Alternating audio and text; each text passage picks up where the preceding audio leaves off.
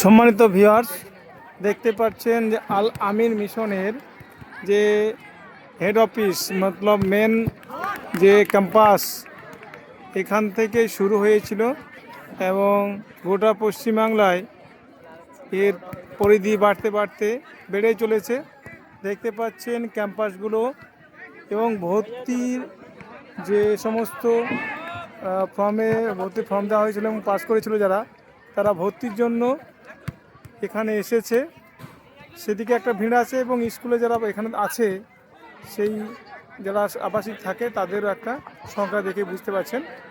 বিভিন্ন জায়গায় এতটা বড় এরিয়া, সেই এরিয়ায় সব এক একজন এক এক রকম খেলা করছে। এটা মসজিদ, এটা ক্যাম্পাসের নিজস্ব মসজিদ, এটা খুব সুন্দর।